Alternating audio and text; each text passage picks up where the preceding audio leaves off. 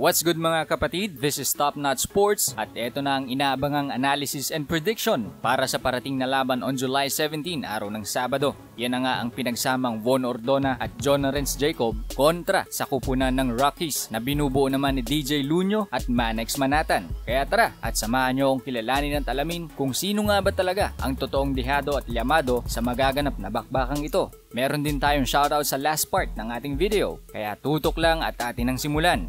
To be honest kapatid ay hindi ako sigurado kung exhibition match bang ituturing tong laban na to o isang tryout match. Pero ano't ano pa man ay may makukuhang good experience and benefit ang tigkabilang kupunan sa laban na ito. Umpisa natin ang analysis sa kupunan ng Rockies. Si DJ Luño at Manex ay kilala nating mga sikat na mananayaw ng Rockwell. Kung hindi ako nagkakamali ay leader and choreographer si DJ Luño ng grupong ito. At isa din sa mga choreographer niya ay si Manex. Base sa aking obserbasyon, si Manex din ang isa sa mga b-boy kung tawagin o break dancer sa kanilang grupo. Doon na umikot ang karera ng kanilang buhay at umani ng iba't ibang papuri at bash sa mga tao. Pero ang tanong ay papaano nga ba nila dadalin ang kanilang katangian, talent at karisma sa mundo ng basketball? Simple lang ang sagot kapatid.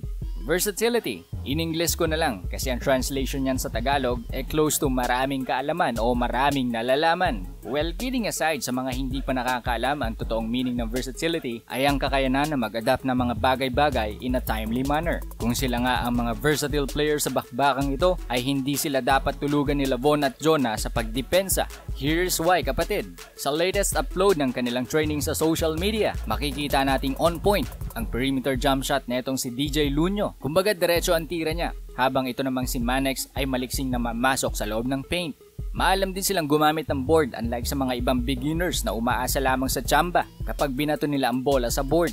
Kulang man sila sa penetration, still nagagawa nila ang mga basic na ito ng smooth sa kanilang tune-up game. And a days from now ay malamang sa malamang nag-improve na ang ganito nilang mga tirada kahit papaano. Sa ganitong galawan nilang dalawa, masasabi kong kanila ang agility, versatility, softness dahil physically fit silang dalawa.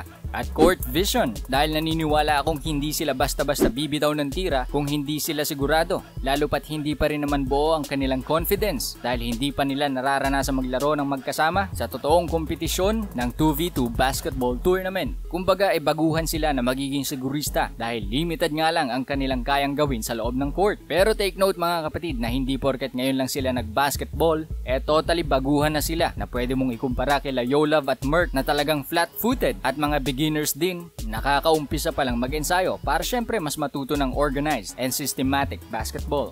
Tingnan din natin kung paano sila aagaw ng bola sa kalaban. Since alam naman natin kapag baguhan ka sa basketball ay isa sa mga mentality mo at approach sa game, agawin ang bola sa iyong kalaban sa iba't ibang paraan. At sigurado, iyon ang magiging puhunan nila sa pagdepensa.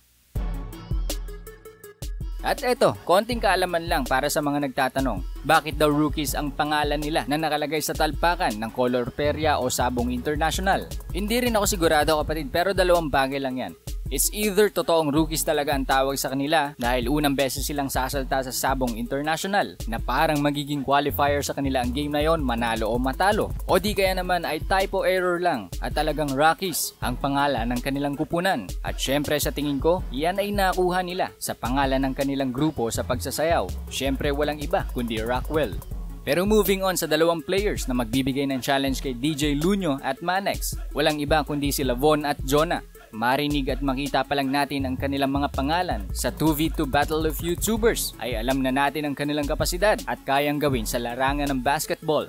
I'll take all the good sides with considerations. Hindi talaga mga professional player ang mga ito, pero ngayon nagsama sila sa iisang team at kung magiging maganda lang ang kanilang chemistry, i-maximize ang kanilang full potential at talent ay alam mo nang tapos na agad ang laban. Pero ang pagiging malas at maalat sa laban ay parte ng laro. At alam ko memorize nyo na rin ang mga katagang bilog ang bola. Pero sige, pag-usapan pa rin natin ang kanilang mga statistics sa kanilang mga huling laban. Unahin natin si John Lawrence Jacob na nagtala ng napakagandang record-breaking sa kanilang laban kontra Team Graffiti. Bumitaw si Jonah ng 15 shot attempts at 10 naman dito ang matagumpay na pumasok. Mula sa 15 shot attempts, 6 na 3 points naman ang galing dito at 4 naman mula sa 6 na attempts ang converted into 3 points made. Napaka-solid, di ba? Eto lang naman ang total shooting percentage ng niloloko-loko ng karamihan na Bonjing at Bano. 66% field goals made at syempre ganun din ang porsyento na naitala niya mula sa 3-point line. Sa kabuuan ng kanyang laro ay nagtala siya ng 24 points and 4 rebounds. Highest score ating niya yan sa kanyang career sa Sabong International at highest score by far na naitala ng isang player sa buong Season 2 ng 2v2 basketball tournament ng Battle of YouTubers.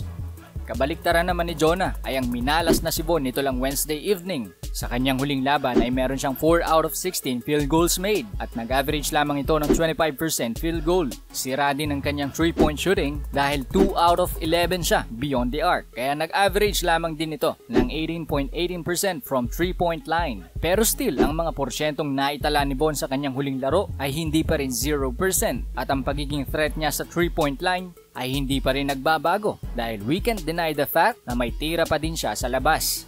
11 points, 4 rebounds and 4 assists ang mga numerong naitala niya sa kanyang huling laban.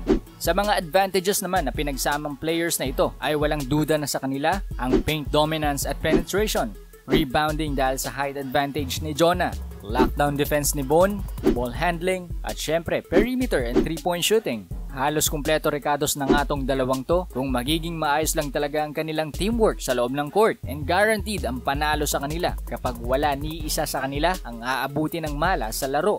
Ang aking prediksyon ay ang team ni Von and Jonah o tinatawag nilang Billionaire Bros ang mananalo sa laban na ito. I hope mali ako para sa mga fans nila DJ Lunyo at Manex dahil kahit ako man gusto ko ding makakita ng upset para sa team ng Rockies. We'll see kung kaya nila i-overcome ang isa sa pinakamatinding challenge o qualifier na daranasin nila on Saturday evening. I-upload ko ang highlights ng kanilang laro dito sa ating channel at syempre, shout out sa mga taong ito.